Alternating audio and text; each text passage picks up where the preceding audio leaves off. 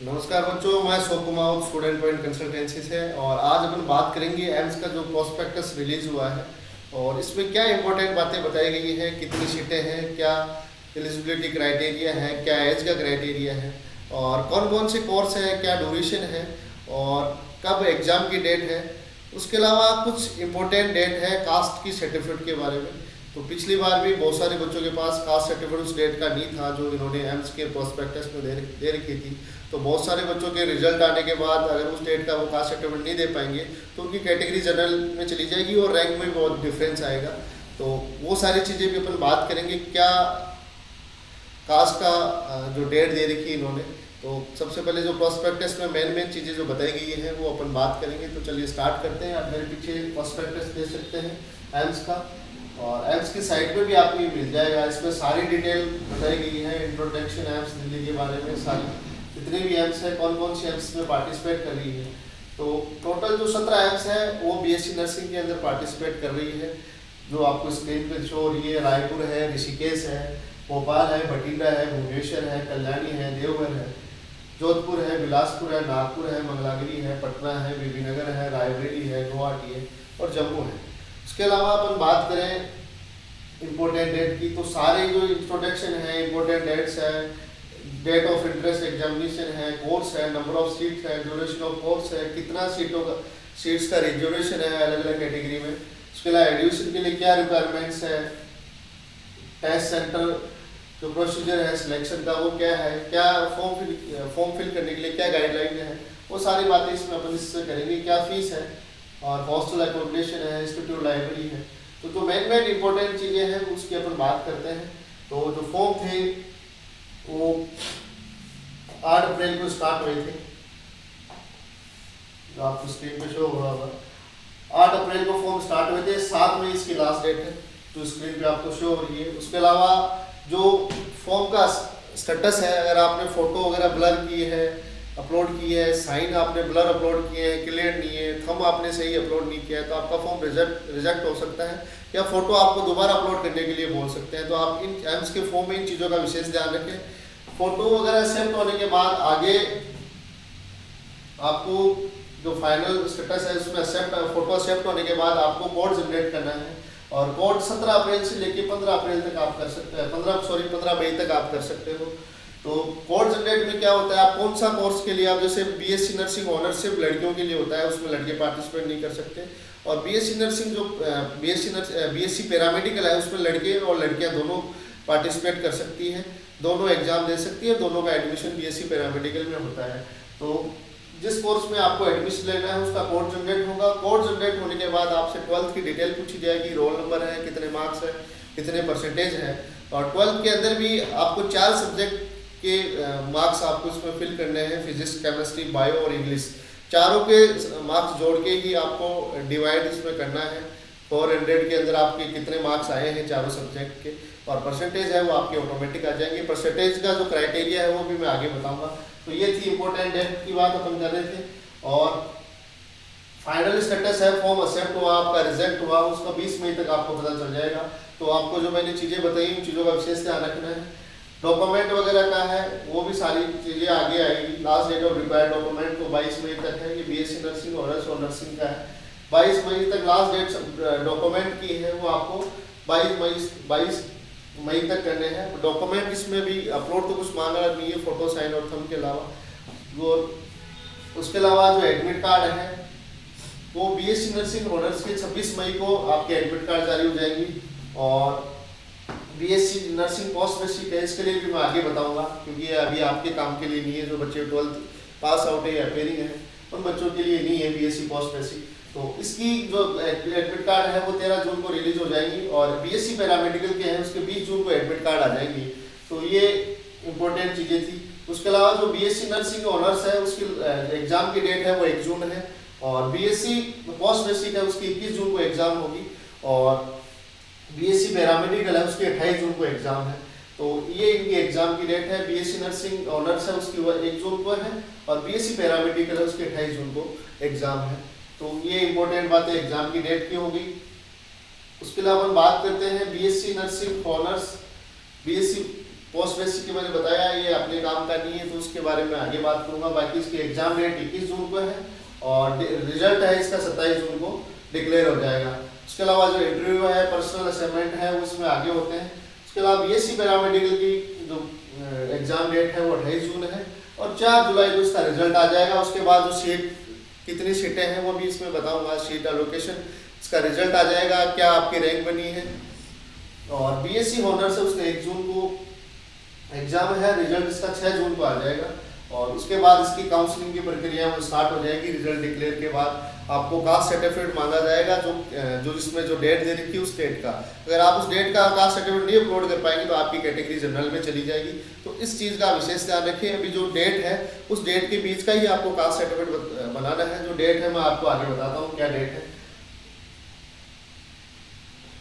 इसके अलावा जो फीस है वो आप देख सकते हैं, जनरल की फीस 2000 है, ओबीसी की फीस 2000 है। उसके अलावा एससी एसटी और ईडब्ल्यूएस की फीस इसमें 1600 रुपये रखी गई है। और डिस जो पीडब्ल्यूडी बच्चे हैं उनकी फीस नील है, उनकी कोई फीस नहीं है इसके अंदर। तो ये फीस हो गई फॉर्म की। इसके अलावा ये इसमें अंडरग्रेजुएट कोर्सेज है, ये जो आपको स्क्रीन पे शो हो रहे हैं ये पैरामेडिकल के कोर्सेज है। तो पैरामेडिकल के अंदर अलग अलग कोर्सेज है। इसमें बेसिक मेडिकल साइंस है, क्लिनिकल है, उसके अलावा मशीनरी इक्विपमेंट्स है। तो आपको जो मशीन मेडिकल में आती है उसका भी ऑपरेट करना इसमें सिखाएंगे। तो इसमें जो लिखा हुआ है enable the student to understand the principal equipment use the orthopedic और perform routine optometry investigation। उसके अलावा bachelor medical radiology, imaging technology, BSc honours nursing ये लड़कियों के लिए है। उसके अलावा जो ऊपर जो कोर्सेज है वो पैरामेडिकल के कोर्सेज है और पैरामेडिकल में बहुत सारे कोर्सेज है अलग। ये बीएससी पोस्ट बेसिक की अपन आगे बात करेंगे। उसके अलावा BSc dental operating room assistant ये भी पैरामेडिकल का है। डेंटल हाइजीन है, ऑपरेशन थिएटर टेक्नोलॉजी है। तो आगे जब बीएससी पैरामेडिकल की काउंसलिंग होगी तो उसमें अलग अलग कोर्स आपको प्रेफरेंस वाइज सिलेक्ट करने पड़ेंगे। हर जो प्रत्येक जो एम्स है उसमें अलग अलग कोर्सेज उसमें दिए हुए हैं बीएससी पैरामेडिकल में। तो ये काउंसलिंग टाइम सिलेक्ट होंगे। तो काउंसलिंग टाइम में आगे मैं आपको बताऊंगा कैसे क्या करना है। नंबर ऑफ सीट की बात करें तो सबसे पहले अपन पैरामेडिकल की जो सीटें हैं वो कितनी हैं उसकी बात करेंगे। टोटल कितनी सीट है, हर एम्स में अलग अलग कैटेगरी वाइज अलग अलग सीटें दी हुई है। तो अपन टोटल सीट की बात करेंगे कितनी है। एम्स पैरामेडिकल के अंदर जो टोटल सीटें हैं वो 680 सीटें हैं, 680 सीटें इसके अंदर है बीएससी पैरामेडिकल के अंदर। उसके अलावा बीएससी ऑनर्स नर्सिंग है जो लड़कियों के लिए होता है उसमें 1291 है। ये टोटल इसके अंदर सीटें रखी गई हैं। बीएससी नर्सिंग पोस्ट बेसिक है तो ये 12th के बच्चों के लिए काम के लिए नहीं है। ये जो बच्चे जो नर्सिंग जो एनएम या जीएनएम करते हैं वो बीएससी पोस्ट बेसिक इसमें कर सकते हैं। आगे इसका क्राइटेरिया बताऊंगा। इसमें जो टोटल आउटसाइड कैंडिडेट उनके लिए 30 सीटें रिजर्व है। उसके अलावा जो एम्स के डिपार्टमेंट के कैंडिडेट है उनके लिए 20 सीटें इसमें रिजर्व रखी गई है एम्स बीएससी पोस्ट बेसिक। तो इसमें 12th के बच्चे इसको नहीं कर सकते हैं। उसके अलावा जो कोर्सेज है वो आप स्क्रीन पे देख सकते हैं। ये पैरामेडिकल के कोर्सेज है, इसमें एम्स दिल्ली के अंदर ये कोर्सेज है, एम्स भुवनेश्वर के अंदर ये कोर्स है। पैरामेडिकल के अंदर एमएलटी है, ओटी है, एमटीआरटी है। उसके अलावा दिल्ली की बात करें तो रेडियोलॉजी है, ऑपरेटिंग रूम असिस्टेंट है, डेंटल हाइजीन है, ऑपरेशन थिएटर टेक्नोलॉजी है। तो ये सारे कोर्स इसमें है। ड्यूरेशन इसमें दे रखा है कितने साल का ये कोर्सेज है। तो इसका जो प्रोस्पेक्टस है वो एम्स की साइड पे आपको मिल जाएगा। ये सारी चीज़ें उसमें दी हुई है। तो ये कोर्स के ड्यूरेशन की बात हुई, आपको स्क्रीन पे शो भी हो रहा होगा। उसके अलावा जो सीटें हैं ओबीसी के लिए 27% सीटें रिजर्व है इसके अंदर, एसटी के लिए 75 है, एससी के लिए 15% सीटें रिजर्व है और ईडब्ल्यूएस का जो कोटा है वो 10% है। उसके अलावा ये सीटें इसके अंदर अब उसके लिए अपन बात करते हैं क्राइटेरिया की। तो ओबीसी का जो क्राइटेरिया है इसमें सेंट्रल का आपको कास्ट सर्टिफिकेट चाहिएगा क्योंकि सेंट्रल इसको एग्जाम को कंडक्ट करवाता है। तो आपको सेंट्रल का ही कास्ट सर्टिफिकेट बनवाना है इसके अंदर।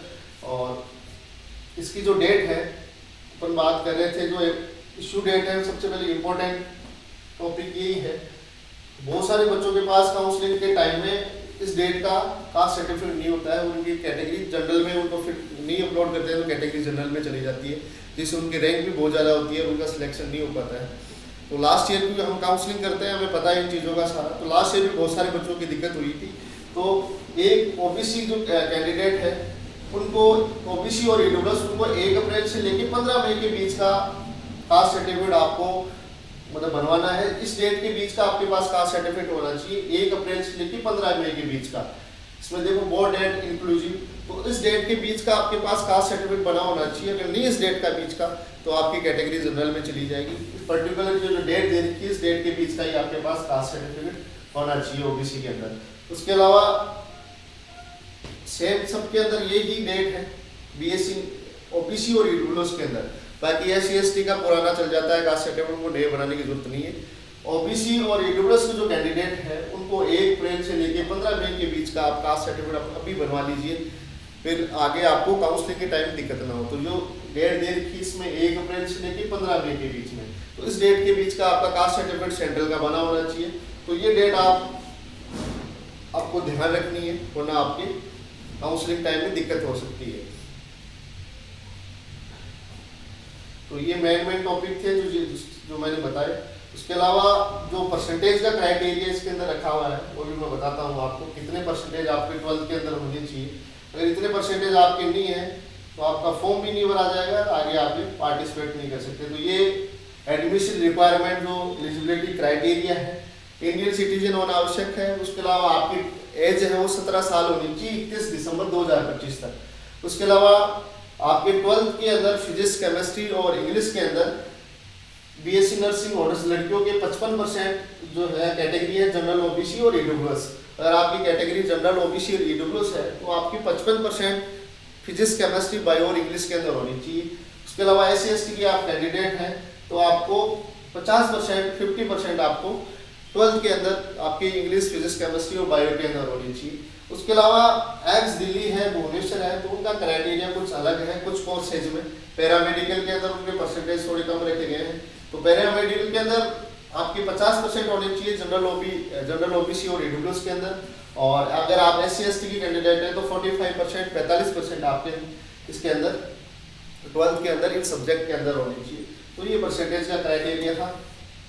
हर पैरामेडिकल कोर्स के अंदर यही परसेंटेज का क्राइटेरिया है। उसके अलावा जो मैंने आपको बताया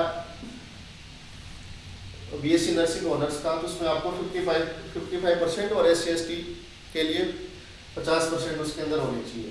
तो 12th आप का रिजल्ट आए, इसका 12th अप्रैल के बच्चे भी इसमें पास इसको एग्जाम को दे सकते हैं, 12th पास आउट भी इसमें दे सकते हैं। उसके अलावा ये तो बीएससी नर्सिंग का जो क्राइटेरिया हो गया। और बीएससी पोस्ट बेसिक की अपन बात करें तो बीएससी पोस्ट बेसिक कौन कर सकता है? इसमें जो 12th पास कर चुका हो और जिन्होंने 10+2 का तो ये है जो 12th पास करके वो। उसके अलावा जो जनरल नर्सिंग है, diploma in general nursing with free from any institution, जो जीएनएम कर रखे हैं वो इस फॉर्म को अप्लाई कर सकते हैं, वो एमसी नर्सिंग कर सकते हैं। तो 12th पास होनी चाहिए। उसके अलावा उन्होंने अगर 12th 10+1 1986 वाले भी इसमें एलिजिबल है, जिसने 11th की थी उस टाइम 1986 के टाइम, वो भी इसके अंदर एलिजिबल है। उसके अलावा उन्होंने जीएनएम कर रखी है, वो इसको बीएससी पोस्ट बेसिक को फॉर्म को भर सकते हैं। तो ये अपने काम का नहीं है। उसके अलावा एग्जाम सिटी है वो आपको भी आ रही होगी, जितना आप लेट फॉर्म भरेंगे उतना ही दूर आपको सेंटर मिलेगा, क्योंकि एग्जाम इसका ऑनलाइन होता है। तो फॉर्म को आपको जल्दी भरना पड़ेगा, पर आप जितना लेट भरोगे जितना आपको दूर सेंटर मिलेगा, क्योंकि भी सेंटर धीरे धीरे बुक होते जा रहे हैं। तो आप जितना लेट करोगे उतना सेंटर आपको दूर मिलेगा। तो ये टोटल मार्क्स है, 100 नंबर का ये पेपर होता है। फिजिक्स के अंदर इसमें 30 नंबर का ये पेपर है हर सब्जेक्ट का। और जो जीके जनरल नॉलेज है वो 10 नंबर का इसमें क्वेश्चन आते हैं। जनरल नॉलेज में बेसिक सी जनरल नॉलेज आती है, तो इसका सिलेबस भी सी प्रोस्पेक्टस में दिया हुआ है। तो टोटल 100 नंबर का पेपर है। और जो पासिंग मार्क्स है वो भी मैं आपको बता देता हूँ कितने मार्क्स में आपके होने चाहिए। तो जो कट ऑफ का जो क्राइटेरिया है आपकी 50% इसमें बीएससी, 50% आपकी जो जनरल आईडब्ल्यूएस है उसके अंदर आपको 50% टेस्ट के अंदर आनी चाहिए, मतलब 50 नंबर आपके टेस्ट में आनी चाहिए, तब आप इसमें काउंसलिंग में पार्टिसिपेट कर सकते हैं। और ओबीसी के लिए 45% है और एससी एसटी के लिए 40% है, मतलब 40 नंबर आपके 100 में से आने चाहिए। एससी एसटी के लिए, ओबीसी के लिए 45 है। और उसके अलावा जो अपन बात करें बीएस इसकी जनरल और ईडब्ल्यूएस की, उसमें 50 नंबर आपके होने चाहिए। इतने नंबर आपके नहीं आते हैं तो आप क्वालिफाई या कट ऑफ पास नहीं कर पाते हैं। तो इतने नंबर तो आपके आने चाहिए, तब आप काउंसलिंग में पार्टिसिपेट कर सकते हैं। इससे कम नंबर आते हैं तो आप काउंसलिंग में भी नहीं बैठ पाते हैं आप फेल माना जाएगा इसके अंदर आपको। तो ये परसेंटेज की क्राइटेरिया थी, और जो इम्पोर्टेंट जो टॉपिक थे वो आपको मैंने बताए। तो ये सारी चीज़ें थी, तो आपको इन चीज़ों का विशेष ध्यान रखना है।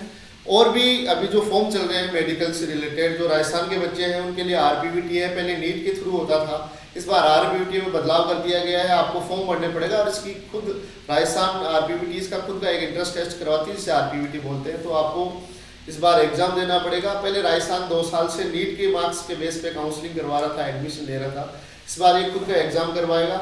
उसके अलावा एम्स का फॉर्म चल रहा है, जो राजस्थान के बच्चे हैं वो आरएचएस नर्सिंग, जो राजस्थान में नर्सिंग कॉलेज है, उसके लिए फॉर्म भर सकते हैं। उसके अलावा अभी जो भी फॉर्म आएंगे मेडिकल से रिलेटेड हो या आईआईटी से जेई से रिलेटेड हो, उसकी काउंसलिंग से रिलेटेड हो, सारी बातें अपन यूट्यूब चैनल के माध्यम से आपसे करेंगे। तो ज़्यादा से ज़्यादा हमारे चैनल को सब्सक्राइब करें, शेयर करें, जिससे आपको इस तरह की जानकारियाँ मिलती रहे। धन्यवाद, थैंक यू। और भी जो वीडियो है मैं लेते आऊँगा, अभी आरपीवीटी पे नेक्स्ट वीडियो बनाएंगे। तो आरपीवीटी का क्या एलिजिबिलिटी क्राइटेरिया है, कितनी सीटें हैं, क्या कॉलेजें हैं, तो नेक्स्ट वीडियो में बात करते हैं। थैंक यू, धन्यवाद।